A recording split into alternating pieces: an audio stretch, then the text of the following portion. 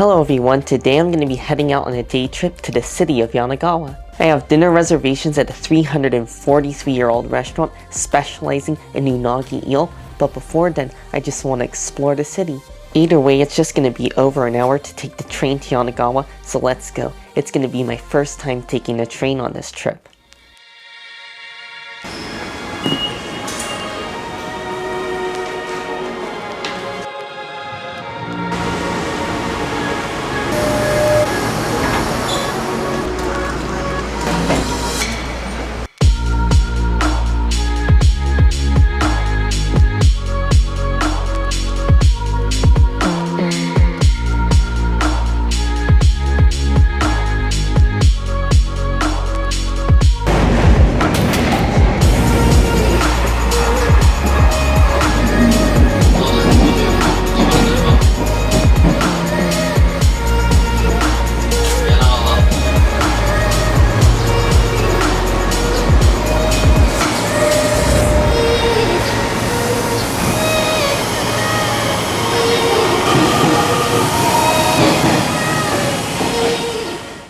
I finally made it here to Yanagawa Station, and now I'm going to be checking out an awesome seafood spot for lunch. They have a variety of all sorts of exotic types of seafood, so let's go. I'm going to be taking one more taxi ride, and it should just be a short drive away.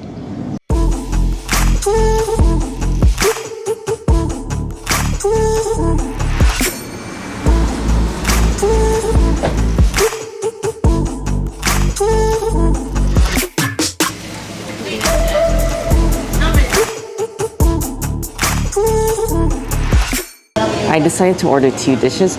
For my main, I got their sashimi set, and then I also decided to get their mudskipper on the side, which is one of their most famous dishes, and it basically just looks like a prehistoric alien fish.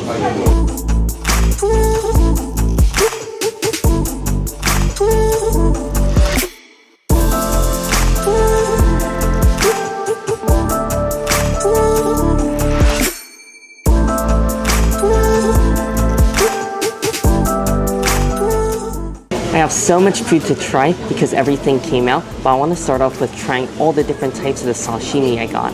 I want to start off with their scallop, and it looks really nice and dainty because they cut it into little pieces.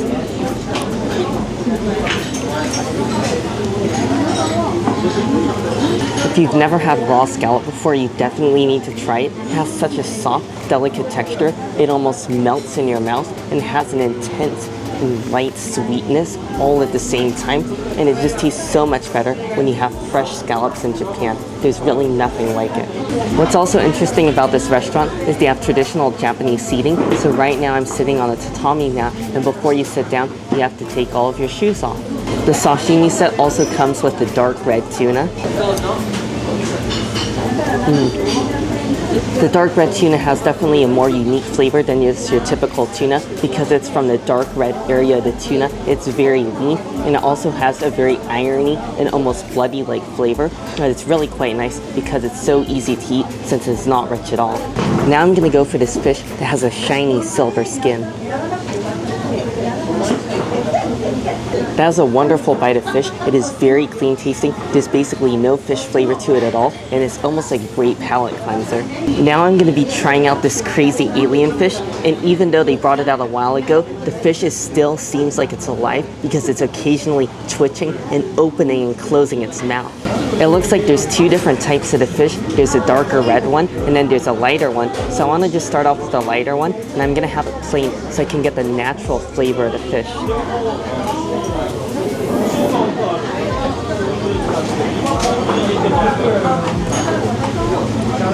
Wow, that is such a unique texture of fish. I've never really had it before. The outside is sort of crunchy, almost like a cucumber in a way, and then as you chew it, it's a little bit chewy, but for the looks of it and how scary it looks, it has just a very gentle, light, and refreshing flavor, almost like one of the sashimi pieces I had earlier. And I actually could eat a lot of this because it's so pleasant and fun to eat, just because of the texture and the very gentle taste.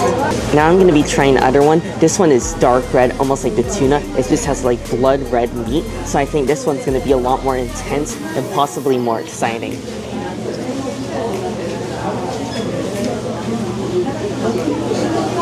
Wow, this is definitely not for the faint of heart. It definitely tastes a lot different. It has a bit more of a softer texture, and the flavor is definitely intense. It is very strong and rich and bloody. You really taste like all the iron in there, and to me, it almost like reminds me of like biting into a cold raw steak. But it's still really interesting, and I definitely would recommend you try it because I feel like there's not many other places, even in Japan, where you could try such a unique fish. And I do think this will taste a lot better just dipped in a little bit of wasabi and soy sauce, which is how you are supposed to eat it.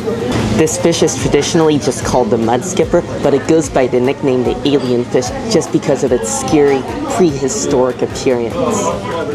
Now that I'm full of delicious sashimi, I'm going to be taking a short 2-minute walk to the tourist office, and from there I hope to take a taxi to the famous canals.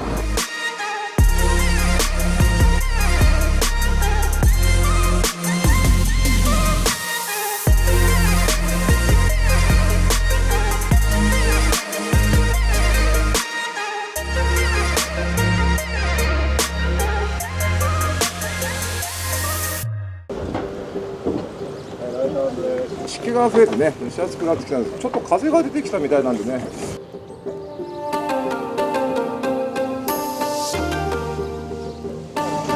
4つの長橋がありましてね。いやもう風があるないで随分と違い。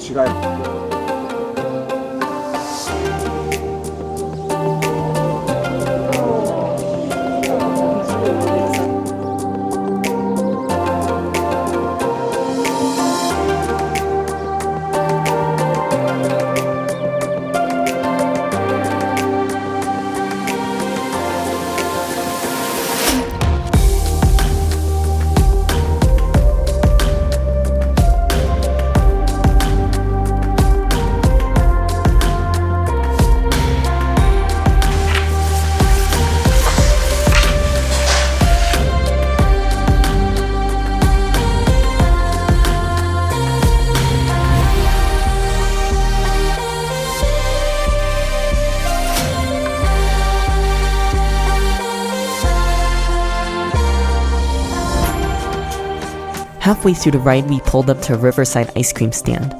For 400 yen, I had myself some strawberry soft serve, which was sweet, slightly tart, with a rich strawberry flavor, and it was just what I needed to cool down. Moments later, we were back on our way down the canal.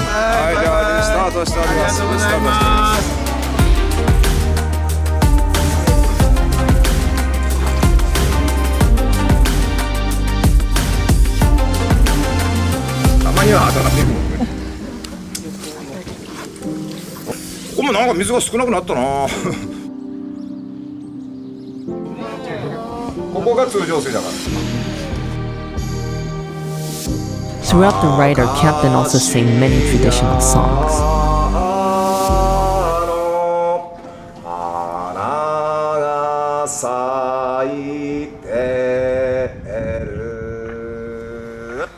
At the end, he sent us off with one final song. Thank you.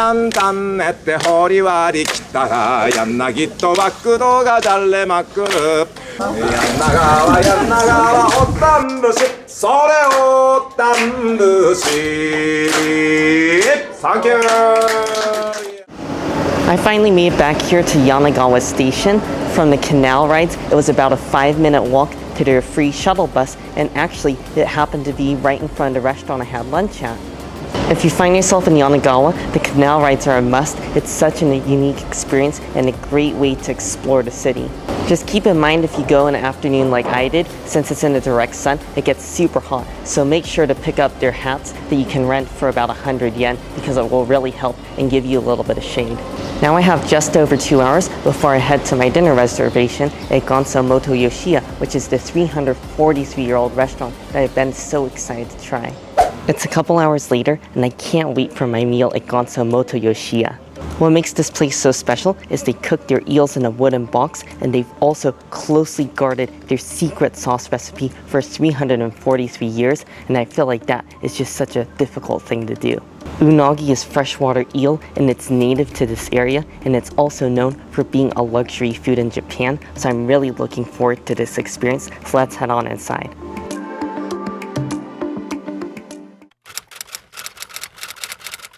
I just finished up my meal, and unfortunately I wasn't allowed to film. However, they were okay with me taking pictures, so I'd like to give you a review of all the food. The set I ordered came with the main box of eel and also a little bit of egg, and then for sides, I got a side of vinegared eel and I got a eel liver soup. The vinegared eel was lightly grilled eel in a vinegar dressing, so the eel itself was quite rich and fatty, but it was really nicely balanced out by the gentle vinegar dressing because that little bit of acid really cuts through all the fat. The eel liver soup was quite unique. It was a clear broth, but had such a rich and intense smoky flavor, but the eel liver itself was surprisingly gentle on the tongue. It just had the texture of tofu and a very mild flavor.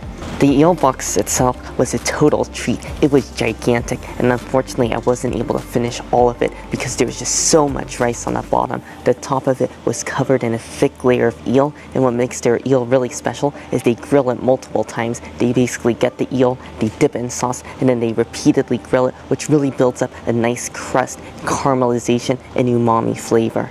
Even though the sauce had such a dark color and the eel was coated in it, it still was very mild and didn't cover up the flavor of the eel. It just had a very mild, sweet and savory flavor, and the eel itself was ultra fatty, but I feel like some of the fat got cooked off a little bit by grilling it, but there was also a lot of little bones, but it was alright, especially when you eat it with the rice. I think the best part of the eel is just the flavor from the charcoal grill, because you really can taste they've grilled it so many times because it really just absorbs all the charcoal flavor like a sponge.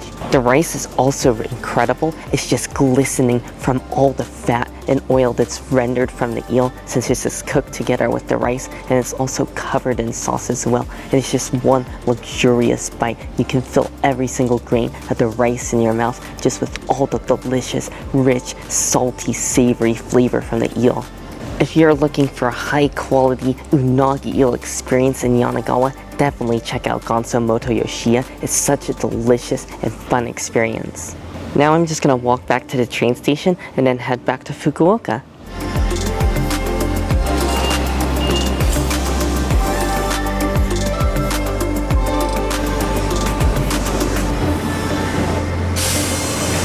Over an hour later, and I finally made it back to my hotel room, and now I want to try out these specialty oranges that I bought when I was in Mitsukoshi yesterday. These are Mikan oranges, and what makes them really special is they're grown in a greenhouse, which means they can be enjoyed all year round. Let's just give this a taste. It peeled really easily, so far it just feels like a regular mandarin orange, and the scent smells pretty ordinary as well, but here we go.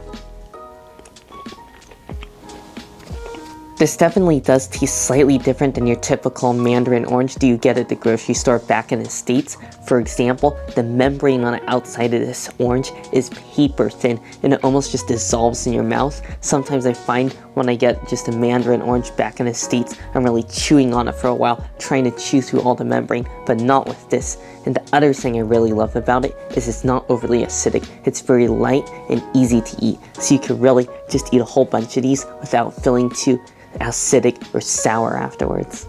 I would say in comparison to the grapes I had yesterday, these are definitely a lot more affordable because I was able to get a pack with a few of them in it for only 1,000 yen, which translates to under $10.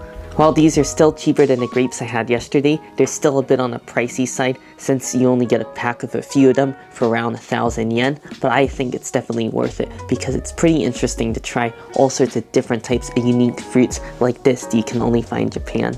This was a pretty tiring day trip to Yanagawa since it was only my second full day in Japan, and it was also quite a hot day as well, especially when I went on that canal ride, but I think it was well worth it for the full experience. Anyways, I really hope you all enjoyed the video. Make sure if you did to give it a like, and also make sure to subscribe, and I'll see you back again here in Fukuoka tomorrow.